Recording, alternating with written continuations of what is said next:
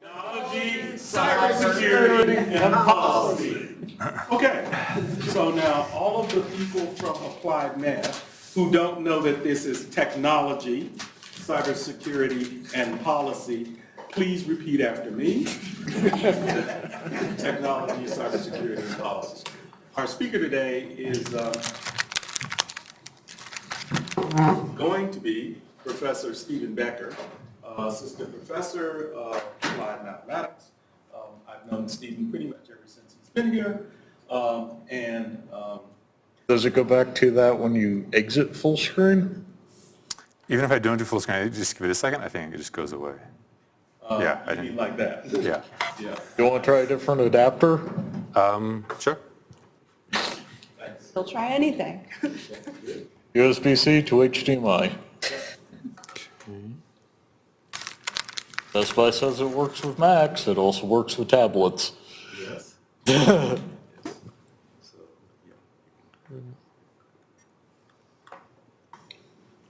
And I've known Stephen for a good bit of time, ever since he's been here.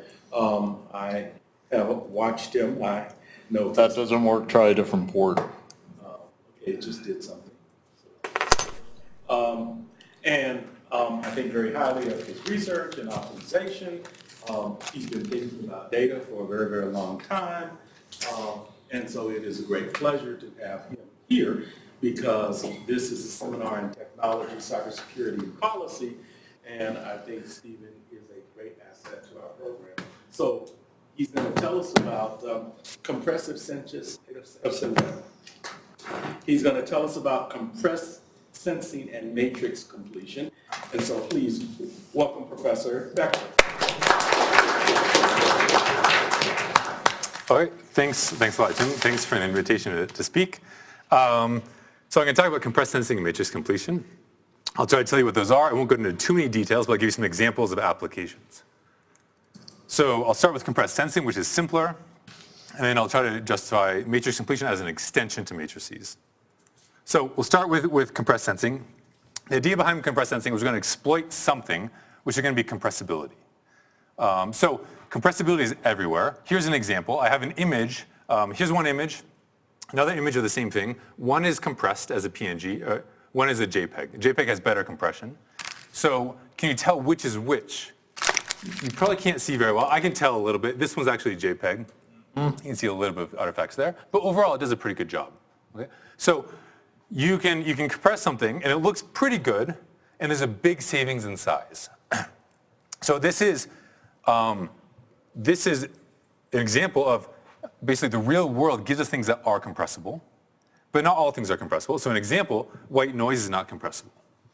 So sort of an empirical fact, I would say, is that most real world signals are compressible. So we want to exploit that somehow. So one way to exploit that is with sparsity. So here's an example. I take that image. I'll make it black and white for simplicity. I'll take, say, a Fourier transform or a DCT. So this is a 2D Fourier transform or DCT. I take this here. Here's all the low frequency things, and here's the high frequency things. These are zeros, and these are ones. If I take those coefficients, put them into a very long vector and sort them, here's the sorted coefficients. Most of them are large, or sorry, a few of them are large, and most of them are very, very small. So I can cut off those small ones and set them equal to 0. If I do that, and then undo the transform, and go back here, I get this thing. And it looks pretty close to the original. Okay? So what I'm saying is this is a very crude form of compression. It's not what you do with a JPEG or something, but it's one way to compress things. And what I'm doing is exploiting the fact that in this domain, it's almost sparse. Most things here are small. I can ignore them with no effect. Okay? So I'm going to use compression. I'm going to go to sparsity. Sparsity is something I can deal with in a more mathematical way. Okay, so I want to exploit sparsity. I haven't told you what my goal is just yet, but so I'm going to compress things because maybe they're large, a lot of data, but the actual information content is not so large, which means I can compress it. And now our idea for what we can do to exploit this is say, well, for something like an image, why do we go through all the process on our camera of taking a 20 megapixel image if we're then going to compress it to a JPEG, which is much, much smaller? So why do that? Can't you do something more clever in the first place rather than take all the data and throw it away? So that's the idea of compressed sensing.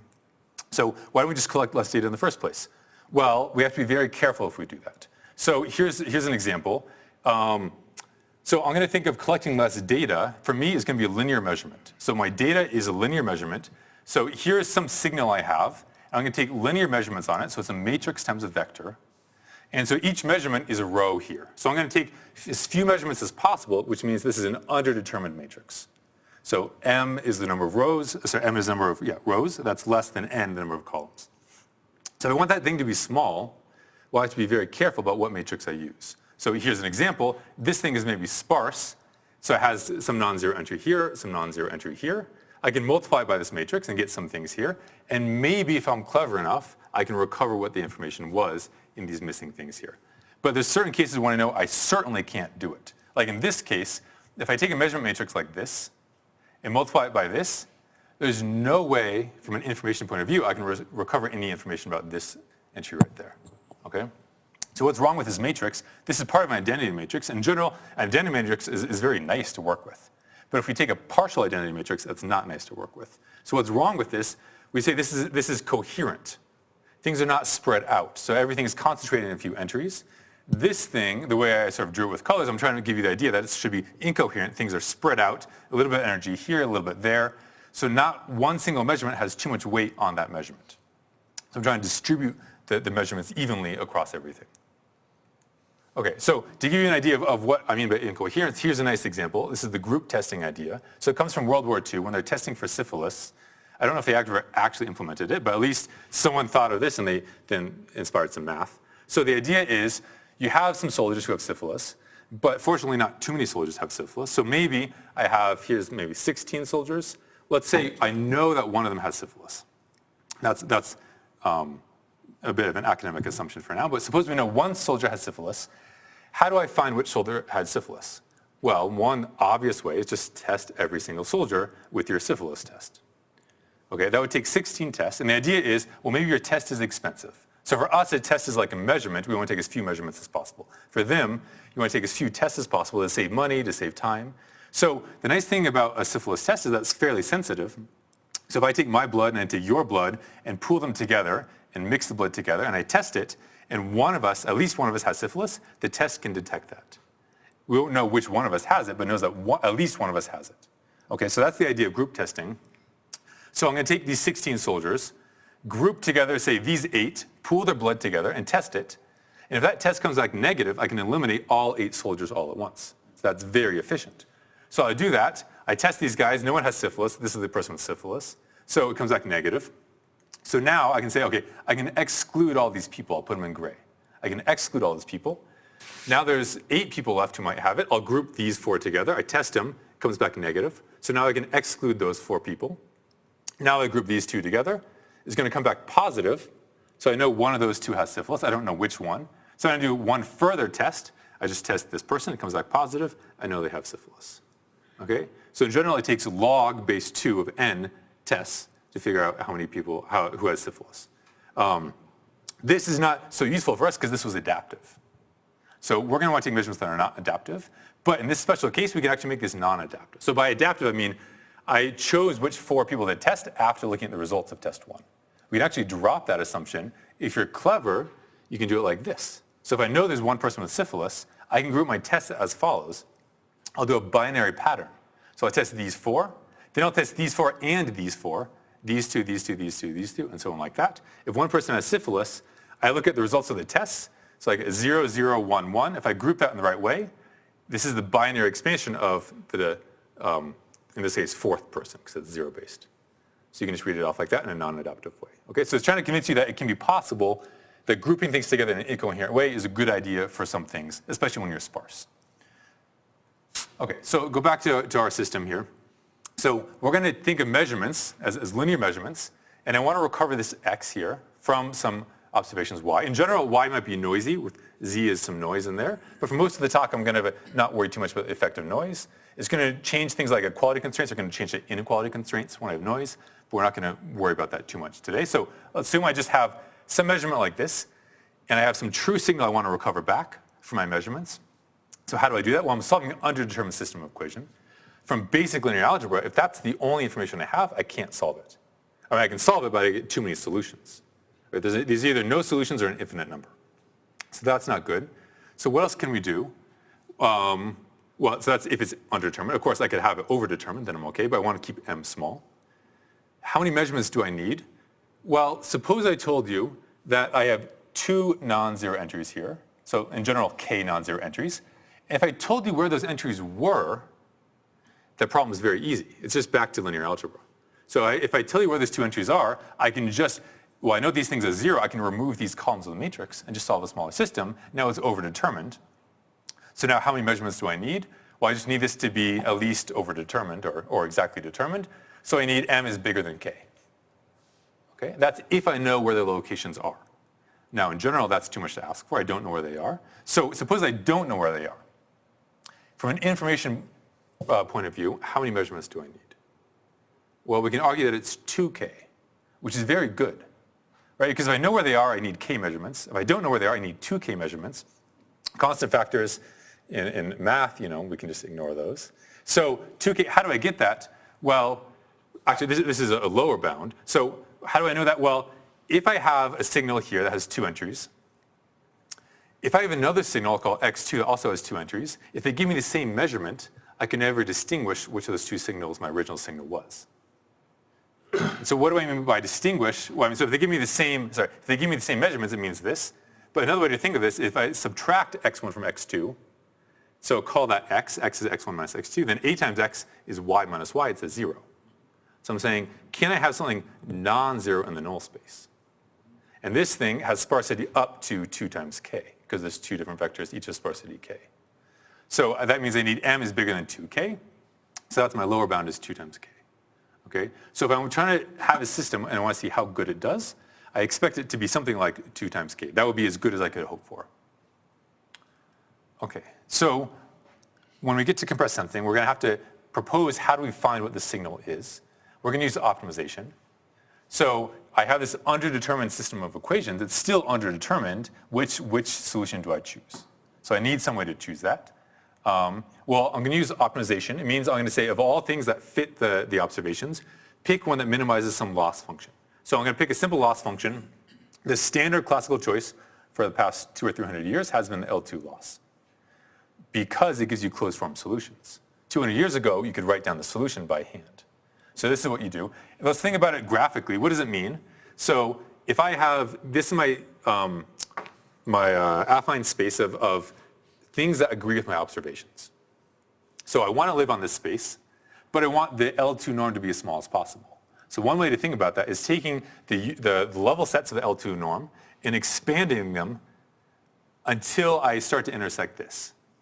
And that's going to be the point that has minimum L2 norm that agrees with the observations. Okay, so if I do that, I get a point like this. Another thing we could do is minimize the L1 norm.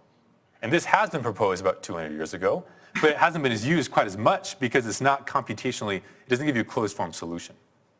So it wasn't until around 1947 when Danzig invented linear programming. I think a Russian also co-invented it. And so when we could solve linear programs, we could actually compute this. Until then, we couldn't compute it, except maybe a 2x2 thing by hand or something. So this thing was not practical for most of history, but now we can actually solve this on a computer. It's a convex program that we can solve on a computer. Okay, our intuition is that this might give us a better estimate. So again, how do I find the estimate in a graphical way? Well, this is the things that agree with my data. So I want to live there. And I'm going to increase the level sets of the L1 norm until I hit that set. So as I increase them, I go out like this, make these bigger and bigger and bigger, and then it intersects right here. It intersects on the axis, and that's sparse. So this is sort of some geometric intuition for why L1 might give us sparse solutions when we're looking for sparse solutions. Not a proof, but just some intuition. Okay, so what is compressed sensing? Compressed sensing, to some people, is just sort of an ideology. But the literal compressed sensing, which I'll talk about right now, is just some theorems from around 2004, 2005 that talk about this sparse undetermined system of equations. So let's get to what we're trying to say. If I have this many measurements here, I said you need at least that many measurements to recover a k-sparse signal. I didn't say it was possible. It turns out that if every single submatrix of that size is invertible, then it is possible. Can you make a matrix for which every single subset of that size is invertible? Making that deterministically is hard. But if you draw a matrix that's a Gaussian or something like that, then it's true with probability 1. So such matrices do exist. It's kind of hard to make them deterministically, but they do exist for certain. So for certain matrices A that are very incoherent, like a Gaussian, we can do this. The only thing is, how do we actually solve that problem? What's a combinatorial problem? We check all n choose k subsets, check the support on those things, solve a least squares problem, a small 2k by 2k least squares problem, and see if it gives us 0 error. If it does, that's our solution. If not, then we keep moving to a different subset. Okay, so how many subsets are there? Well, something like if k is small, like n to the k. So this is not tractable. If n is 1,000 and k is 10, which is a reasonable number, this thing is 1,000 to the 10th, and that's not a reasonable number. So it's not something we can do tractably. We can do it from an information point of view, but we can't do it in a realistic computational sense. So compressed sensing didn't add to our information point of view, but add to our computational point of view. So what it says is, let's solve basis pursuit, which is a linear program, and we can solve it for maybe 100,000 variables. You could probably solve it on a laptop in a few minutes, or at least in a day or something like that. It depends exactly on the structure. Something much, much more tractable. Compressed sensing says this thing, under certain assumptions, for example, suppose A is a Gaussian matrix, then as long as I have enough rows, I can solve basis pursuit, which is tractable, and get the true answer. And the nice thing is that here I needed 2k measurements, here I need a constant times k, and then a little extra log factor, which is not such a big deal, we like to claim. So we're saying up to this log factor, we're basically optimal. We're within a constant times k. And the nice thing is that if you were naive, if you didn't use any of the sparsity, you would have an n here. Our result is almost independent of n. N comes in just barely through this log dependence right there. Okay, so that's the compressed sensing results and variance of that. Okay, so let me try to give you some ideas of applications for compressed sensing. So here's one, spectrum compression. So in general, let's say I have some frequency spectrum here, like some radio frequency and I might say only some frequency bands are occupied. Now, if I know which frequency bands are occupied, then I can just mix that down to baseband and do some different processing, right? But if I don't know which things are occupied, to sense all of this stuff, if I want to have like an ADC that converts to a digital signal and doesn't alias my signal, so I get the full signal, that means if I don't want to alias, I have to sample at the Nyquist rate or faster. Standard engineering. All right, so I don't want to alias. I have to go at the Nyquist rate. But if I'm sparse, then maybe we could do better. And we can prove that, yes, you can do better by using compressed sensing. So in fact, we actually even made an indium phosphide chip about 10 years ago that does just this. It uses the fact that, so I said before you need incoherent measurements. In this case, we're using the fact that the Fourier domain and the time domain are incoherent. So you can't be sparse in one domain and sparse in the other. Now, think of it, if you have a DC pulse, then it's a Dirac delta in frequency and vice versa. And overall, you have a time frequency uncertainty principle. So we can use that to show that this is incoherent measurements. And so we can sample in time. We can just ignore some time samples. So you have to sample fast, but we don't have to keep all the samples. So the aggregate sampling rate is sub-Nyquist, even though we do need to do some things at the Nyquist rate. Okay, that's one example. Here's another example, which I didn't work on directly myself, but is a classic example of compressed sensing. It's the single pixel camera. So the idea is, the original idea of compressed sensing is like, why take a 20 megapixel camera when you're going to compress it to a JPEG, which you can store much more efficiently. So this is addressing that. It does it in a way that you might not agree with. So if I said, okay, instead of taking a picture with your 20 megapixel camera, let's just take a picture with a 1 pixel camera, but we'll take like 20 million pictures. So your subject has to kind of sit still for a long time while you take 20 million pictures. In general, that's not a good idea because your subject's going to move. However, there's certain specialized applications. So an example is, I think, the infrared. Infrared sensors, I think, are much more expensive and hard to have a good signal-to-noise ratio than a standard RGB sensor we use for digital cameras. So for astronomy, when they want to look at the infrared band, they only have a few pixels. This thing actually might make sense because your stars are going to stay in place and you can correct for the movement of the Earth. So how does it work? Well, you take some image, it comes in, and what they're going to do is take, these are some micromirrors. So the micromirrors is an array. So think of these sort of as pixels, but each array point has a mirror that either points towards your sensor or away from your sensor. So it's like a 1 or a 0. So now you're going to get a superposition of all these things. We're going to add them all up at the sensor. So we see like a random sum. Well, it's a pseudo-random sum because we're in control of the mirrors. We're going to see a sum of things, and that's one measurement. And then to take another measurement, we're going to put a different pattern in here. Again, a known pattern. We'll put a different pattern in there and do it again. Okay. I'm going to do it 20 million times. Yeah. And you can do it fewer than 20 million times because you can do it at the information rate, not the ambient pixel dimension, right? Another example would be MRI. So for MRI is another imaging problem. So one motivation of this is pediatric MRI. So MRIs take a while, and putting a kid in an MRI has problems because they squirm, they move around. Sometimes they have to do things like sedate kids to get them so they don't move around. Some MRIs take up to an hour, right? So it's not like asking them to hold still for a minute. It's like, can you just be still for an hour? So that's hard for adults and very hard for kids. In general, you can imagine people are claustrophobic. Can you just be in an MRI for a shorter period of time? So we can take fewer measurements. Or another way to put it is for the same number of measurements, can we just get more accuracy? And the answer is yes. If you use compressed sensing style techniques, you can do that. Here's an example where they actually took an MRI, and this is standard reconstruction, and this is the compressed sensing reconstruction, and some physician goes through and diagnoses this, and they can see things here which they can't see in the original image. Okay, so let's extend to matrices now. So when we go from vectors to matrices, we're not just going to extend in the same, we're not going to say, okay, I want a sparse matrix. We're going to have a different assumption on matrices. So for matrices, so let's say I have a square matrix, n by n. I'm going to assume that it's low rank.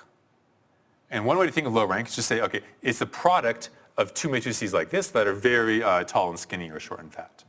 Okay, so this would be, this matrix here has at most rank R because I can write it like this. Okay, so one advantage of doing this is that you can compress it, right? To store this, I need to store n squared entries. To store this has n times R entries. This has n times R entries. So it has linear in n storage if R is fixed, as opposed to quadratic in n storage. Okay, my measurements are also going to look different. They're not going to be like Gaussian measurements. You can do that, but that's a simpler extension. The more interesting extension is, say, suppose I have missing entries. So I'm going to think of this as a linear operator that just tells me when I see an entry and what it is. And if I don't see an entry, it just doesn't tell me anything. So I see some of the entries of a matrix. That's our extension. So as I said, it's different, missing entries, and we're not using sparsity, we're using low rankness. Why am I assuming low rank things? I mean, partly because I can prove something, and partly because they come up in practice. So they come up a lot in practice. There's a new journal from SIAM, the SIAM Journal on the Mathematics of Data Science, which just came out, I guess the first issue was last year. And the inaugural issue was someone who was somewhat related to this field, Madeline Udall, and they have a paper saying, why are big matrices low rank? Empirically, big matrices happen to be low rank. And they try to give some explanation for why that might be. But sort of an empirical fact, as I said, images, natural images happen to be compressible. Large matrices that come up in data sets empirically are often low rank. There's specific examples where we do know for certain they're low rank. Examples would be if I take the same subject and illuminate them in different ways and then put all those photos together in a big data set, that could be an arbitrarily large matrix, but we can say that it's about rank 9 if the only difference of the photos is the same subject but different illumination. You can use things like that. You can use things like motion of rigid object as rank 4. There's other examples. I'll talk about some of these here, but there's many examples where things actually are low rank. Excuse me. Yeah. Those numbers 4 and 9 empirically determined or theoretically justified? I think they're theoretically justified, but as I wrote this, there might be some error. And I would have to say I'm not an expert, so I couldn't really say. Yeah. One nice thing, most of our theory will apply when you're approximately sparse or approximately low rank. So in terms of like the practical thing, it's not too big of a deal. Okay, so if I want to do this, as I said, let's try optimization to find the signal, in this case, the matrix. How do I find the matrix? Well, one idea is I know this thing is low rank, so let's say of all potential candidates X that fit the observations, let's find the one with the minimum rank. But this thing is intractable. In general, we can try to solve this with heuristics, but this is in general NP hard. So let's find something better. And matrix completion as an extension of compressed sensing is about solving this problem. So this is the same constraints here, but now we're going to minimize the nuclear norm of the matrix as a proxy for the rank. This thing is a semi-definite program, which is like an extension of linear programming to matrices. It's tractable in the computational, according to theoretical computer science, is very tractable. In terms of applied mathematician people who are actually programming, it's not so tractable for large matrices. So like a 10,000 by 10,000 matrix, it's kind of pushing what we can do. So it's somewhat tractable, but it's not like exponentially hard or anything like that.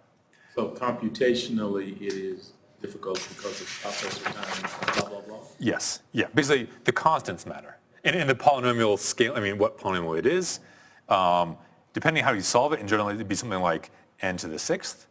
So that's not good, but it's not exponential. So I'll talk about that in a little bit more detail in a minute. And what is this nuclear norm? So the nuclear norm, one way to think of it is it's just the L1 norm on the singular values of your matrix. So take a singular value decomposition of your matrix. So let sigma be those singular values, and just penalize the L1 norm of those singular values, and that's the nuclear norm. It goes by different names. You could call it the Schatten-1 norm or the trace norm. It comes up in many different applications. Okay, I put these down just for reference, to sort of place it in what kind of norm it is.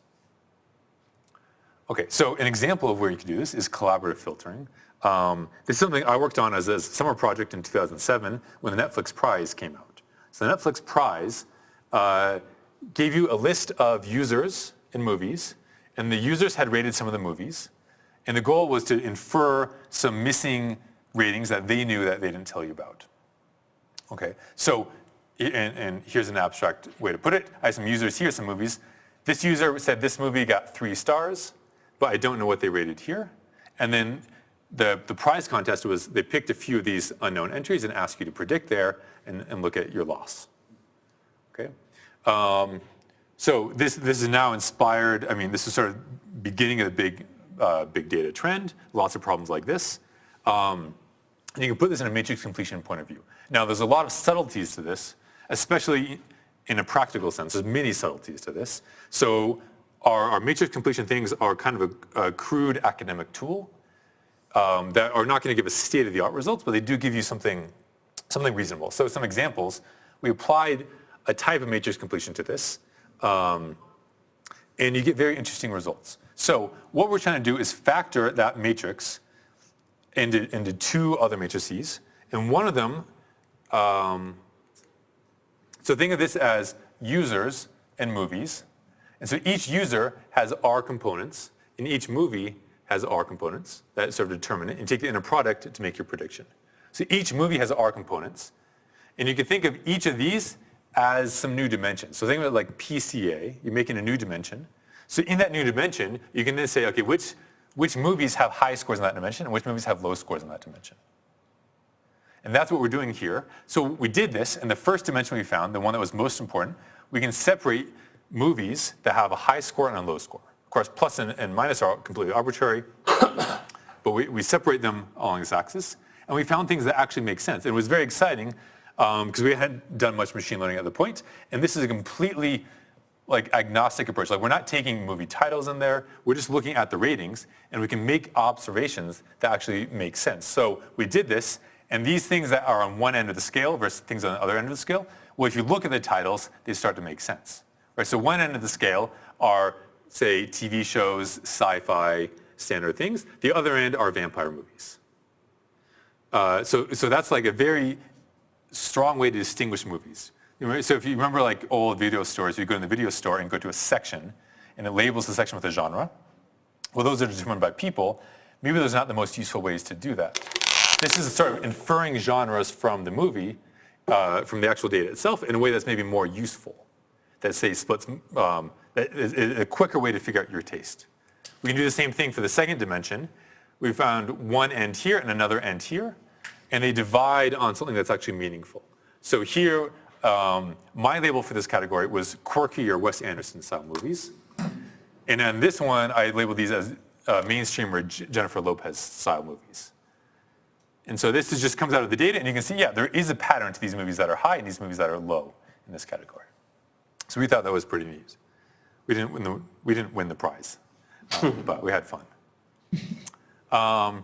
Okay, so another example of where matrix completion comes up is for Euclidean distance matrices. So here's an example of a problem.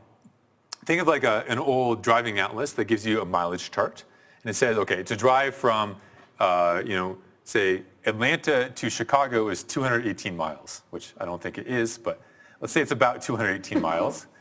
And so you know some of this, but maybe you don't know all these points here. And your goal is to figure out, where are these cities? I have pairwise observations. Where are the cities? To put it in sort of a network point of view, I have different nodes, and I see some of these edges here for distances. I want to figure out, where are these nodes? I want to actually embed them in 3 space, or 2 space, or whatever dimension you want to work in. So where do I actually embed those? Now, there's different ways to go at this problem. It's a very classic problem. And there's some things like in this little graph I drew here. So this is sort of a hypothetical edge. If I know that the distance from here to here is 2, I can never actually place where this node is. It's underdetermined. Because it could be right here, and that also agrees with the data. Right? So if I don't have enough edges, then I can't actually find a unique solution. So some people look at this from a graph theoretic point of view and say, you need this many edges. For example, if you have a not connected graph, there's no way you could actually place where those things are relative to each other. Right? So there's certain graph theoretic points of view. We're going to look at it from an actual computational point of view. If you have enough edges, how do you compute where these things are?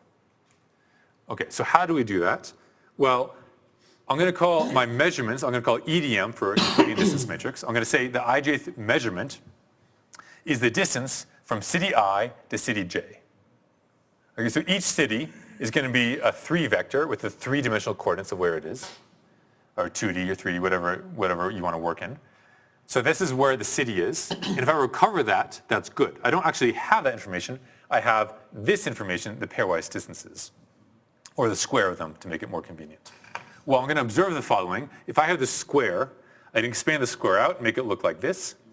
This thing I can rewrite in the following way, where X is the matrix that puts all these locations together. So if I recover X, that's good. I can write it like this. Some little tricks with linear algebra. This is a linear operator on X times X transpose. K is just some linear operator of this form doing these things. So I have some measurements here. I don't observe all of K of XX transpose. I only see some of these entries IJ. And I want to recover X from this. Of course, I want to recover X up to translation and rotation, because those things you can never get back.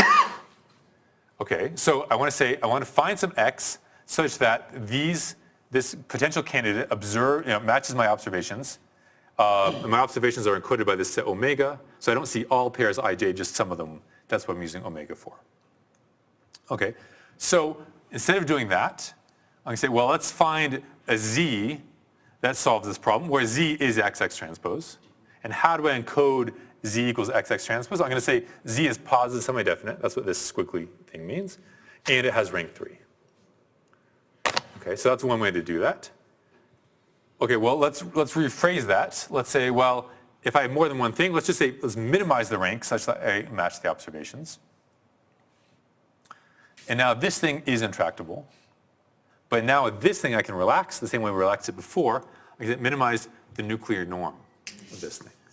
That's going to encourage it to be low rank. And this thing is tractable. So we can do a tractable semi-definite programming approximation to the Euclidean distance matrix problem. So here's a toy example of data that I made up. So I picked 30 points, and I thought of these maybe as like little robots that can communicate with each other. Except I said, oh, let's say they can't communicate with each other if they're too far apart, because maybe they don't have enough power to communicate that far. So here's an example. I drew this little dashed line to say any nodes that are farther out than this line, they can't communicate with each other, and so they don't know how far apart they are from each other. So I see a bunch of connected clicks down here because they're all close together, but some of these things are kind of sparse. So overall, I have 30 things. I should have 435 possible edges. I don't see all of those. I just see 190 of them. That's about 43%. Can I recover the true location up to translation and rotation? And the answer is yes, I can. I solved my STP approach. The error is basically like machine precision, and it works very well. Now, if I take fewer edges, at some point it's not going to work.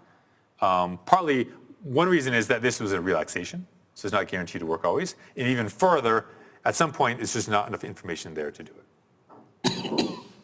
Okay, so some other interesting applications of EDM.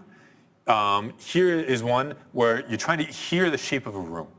So the idea is you have some loudspeaker that broadcasts a pulse, a loud pulse, and you're going to have several microphones throughout the room. You're going to know where the microphones are, and you're going to know where the loudspeaker is. So you know where those things are, but you don't know the shape of the room. A room like this where it has flat walls and a convex shape.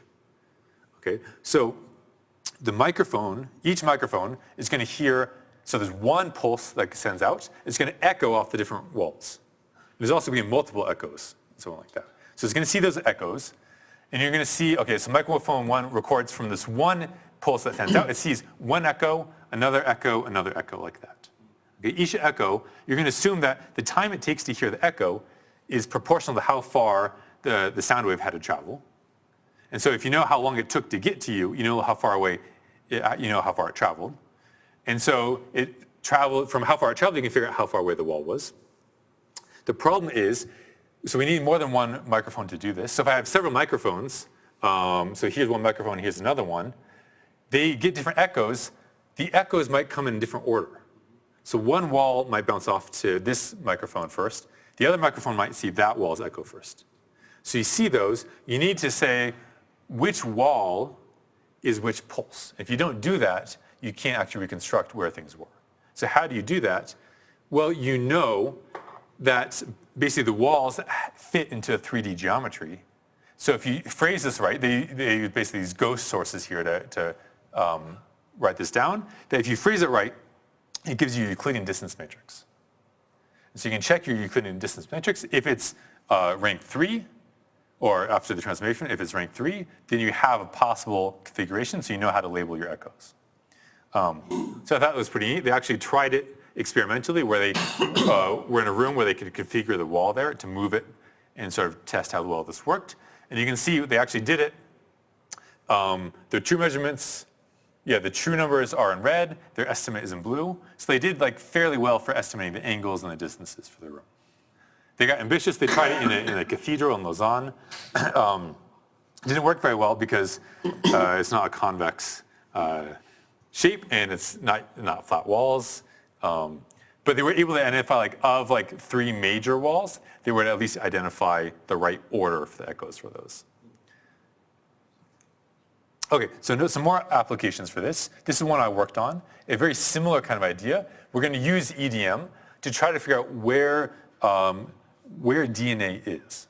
So if someone tells you that, we know we've sequenced the genome, we know what chromosomes look like, what they mean is we've sequenced the flattened chromosome, but we don't actually know where it lives in 3D. So how do I know where it lives in 3D? That's a harder problem. So in general, it's tangled up like this, and it matters because if I have a strand that's like this and another strand that may be far apart in a linear way, but if it's actually in a 3D place close together, then it can affect what kind of proteins get transcribed and so on like that. It actually affects the cell and what happens to the cell. So we want to know this. How do we get measurements? We get indirect measurements. There's a new technique, well, not so new anymore, from 2002, that basically gives you an indirect measurement of how close together different points on the chromosome are to each other. So you get some indirect measurement there. It's actually a random variable, so we try to account for that. But overall, we get some observations on where things are. From that, we want to figure out where is the actual DNA structure. So we had some toy model under this noise model, where we picked something that was very recognizable, a double helix. The actual chromosome itself doesn't look like a double helix, but we did this because it's recognizable in a picture. And we can see from our estimate, we can do something that's somewhat reasonable, not so good, but gives us something kind of close. And it's a very noisy model, so we were happy with this.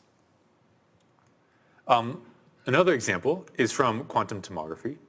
So my interest in quantum tomography came because it's used for validating quantum computers. Quantum computers is a very interesting topic because we think they're more powerful than classical computers. In fact, we haven't proven that they're more powerful, but we think there's good evidence that they're more powerful. So an example would be something like Shor's algorithm, right? So some encryption is based on factoring large integers. So if you have a large integer that's the product of two primes, finding those primes is the basis for, I think RSA is based on that, right? So there's a lot of things based on factoring integers. We don't know factoring integers NP hard, but we think it might be because no one knows how to do it in polynomial time. And then Shor, around 1992, showed that on a quantum computer you actually can do this. You can factor it in polynomial time. So that's one reason. There's many other problems we can solve, like simulating quantum chemistry on a quantum computer. So quantum computers are very interesting. But when you make a quantum computer, you have problems on you made some quantum gate. How do you know you made what you think you made? Or more generally, you just initialized your quantum state at something. Did you actually do what you thought you did? And that's the problem of quantum tomography. So I'm going to have a quantum state, which I'm going to think of as a density matrix. So quantum state in, say, your first undergrad level of quantum mechanics looks like this. That's a pure quantum state. But in general, a quantum state might not be a pure state. We could have a mixture of states. We're going to write it as a state matrix that looks like this. So if it's a pure state, it's going to be rank 1. But we might have things that are not pure states, those mixtures of states. If they're mixtures of states, it's no longer rank 1, but it might be close to rank 1. So it's going to be the same kind of thing we saw before. Now, we have a state we want to make, and then the experimentalist actually makes a different state that's hopefully close to the state you made, and you want to verify, did they make what I wanted them to make? Is it close to what they wanted to make? How do you do that? You do that with tomography. So tomography takes linear measurements. So that's my abstract linear measurement notation, which for the case of a matrix, it looks like this, the trace of something, where EI is some measurement matrix you can, an observable you can have. We're going to collect these measurements and try to reconstruct what was the quantum state. So X is now my psi transpose. I want to figure out what is that quantum state, and then I can estimate, did I make what I thought I could make? It's actually a little more complicated than that because I don't actually have direct linear measurements. My linear measurements, if you recall quantum mechanics, you can't actually measure something. You have something where you know what the expectation is, and you get a Bernoulli measurement from that measurement. Okay, so you know what the expectation is. You have to do many measurements if you want to figure out what is the actual expected value of that, which is your measurement. Furthermore, measurement destroys the system, so it's slow to make measurements. And you want to do it in a short time frame, because if you do it in a long time frame, your system actually drifts and you have a different system you're working with. So you want to do it as fast as possible. Computationally, it's very hard because things get very large very fast. You have 2 to the q number of things you're working with. Okay, so about 10 years ago, we had something where we extended matrix completion to this case, which says if we took suitably random measurements, basically from a random a Kronecker product of Pauli matrices, if we do this in the right way, we can actually recover what the true state is. That's solving this.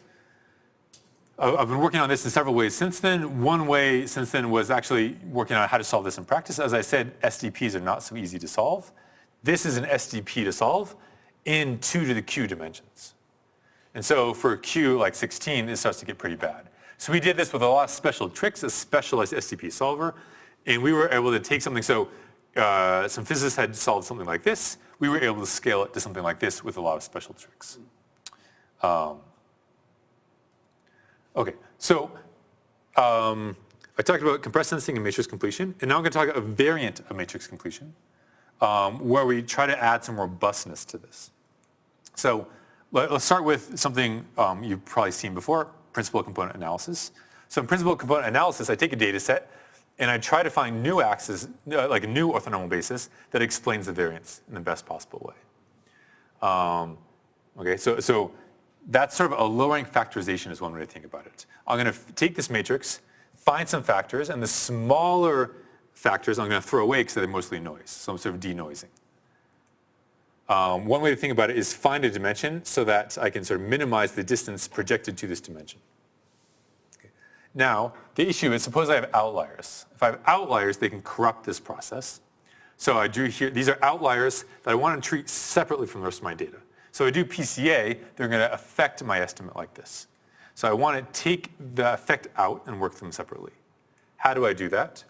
Well, first, again, this is sort of basically, I'm trying to say that I'm going to work with low rank and PCA are sort of one component, and then outliers are going to be like sparse as my second component. So the point is that if things are sparse, they're going to corrupt the low rank property. So here's a matrix that's low rank. If I add sparse corruptions to this, then y plus s now has full rank. So sparse corruptions can ruin the low rank property. That actually can be good for what we're going to do because we're going to see that they're sort of incoherent and I can separate them out. So in general, this is an example of what you call the cocktail party problem or a demixing problem where I have a signal as the sum of two different signals and I want to separate those out. In general, this is just impossible, right? If I have y is x plus z, and I want to find x and z, I don't have enough information. You know, I get different explanations that are all equally valid. So I can't do that. But sometimes there's hope if I have prior information, like I know that x has certain properties and z has certain other properties. So in particular, here's an example from a grad school colleague, Mike McCoy, showed that if you take an image like this, which is galaxy plus stars, and you assume that maybe the stars are sparse and the galaxy is sparse in the Fourier domain, then you can separate these things out. Well, you can show that in certain mathematical settings. You can prove that for an actual data set. You can't prove that for an actual image. So you can't actually prove that this is doing the right thing, but it gives you something that visually looks useful. Okay, so we're going to take our data matrix and try to split it into a low-rank part, like matrix completion, plus a sparse component to try to account for the outliers. We're going to do the same thing to solve for it. So before I want to say, I want to minimize the rank. And if I have something sparse, I'm going to minimize the number of non-zeros such that I agree with my observations. But this thing is intractable. So I'm going to do a similar kind of convex relaxation and solve something that's tractable. This is the nuclear norm again, and this is our L1 norm. So I'm going to solve something like that. So this is what I'm going to call robust PCA or RPCA. In general, if you have noise, you might solve variants of that. Again, I'm not talking about that too much. You might solve something like this, but I'm not going to go into that. So a lot of what my prior work was on for a few years was on solving this efficiently. It's hard, so it's an SDP, but a general purpose SDP solver would scale something like n to the sixth and would not be tractable for solving this. So can we do something better? I'll talk about that in just a second, but let me give you an example of where you could use robust PCA. So we could apply it to a video clip. So in this video clip, I'm going to think of a video clip as each column is like a point in time, a different frame, and then that column is just the whole frame but vectorized, the x and y coordinates vectorized into a big vector. Now for plotting purposes, I'm going to undo that vectorization and put it back into a matrix, an image, so you can see what it looks like. Okay? So here I'm going to show you the original video clip looks like this, where here's one frame, here's another frame, and here's another frame, so at different times. I'm going to separate it into two parts, a low-rank part and a sparse part. Okay? And it happens that for some videos, this actually gives you something useful. So in this case, it'd be for background subtraction, where when I do this, I find that here's a person walking through the frame. They get detected as the sparse part, as the outlier, and the background is sort of the static part. So it gives you something useful. Now this example by itself, you say, well, maybe that's not so complicated. I can detect a static background. Well, we can do things a little more fancy. So before you go forward, so what's with the guy that's sort of in the upper part of the frame? I mean, he doesn't move, and why isn't that person part of the... Because they don't move, then they're detected as background. I see. It's either a bug or a feature, depending on how you look at it. Yeah. Yeah.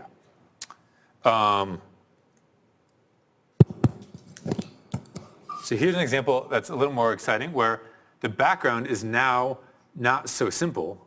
There's an escalator. And the escalator is periodic, and it's predictable. So I want to capture it as background, but it's not static. So if you wanted to think of like, okay, how would I just, from just a programming point of view, how would I detect an escalator? You have to have specialized code, and you have to, you don't want to have code that does like all different situations. So this thing does it automatically. It automatically captures all. We don't have to tell it to look for escalators. It just naturally finds that. It's predictable. It's a low-rank structure, and it can separate out this from the people moving there.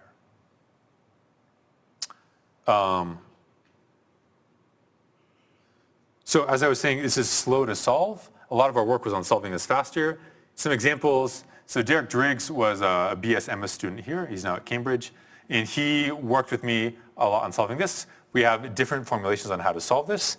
We have things that are especially amenable for the GPU. And if you look at what we've done, so when this thing sort of came out in 2009, the standard off-the-shelf things took about 8 hours for this size of a matrix. And we got this down to, say, 1,000 by 1,000 matrix in about 0.4 seconds. So for small enough data, this is almost done in real time. Let's see. I'm out of time, right? You are. Yes. Then I think that's a good place to wrap up. I have references if anybody's interested, and thanks for your attention. I was going to say, let's please thank our speaker, but given the fact that this is technology, cybersecurity, and policy, and you all have social skills, let's thank our speaker again, please. Stephen will stay around for a while. There's a class that pops in about 5 minutes or so, and so there are snackies over there at the end of the table. Please, Stephen Becker, my great colleague.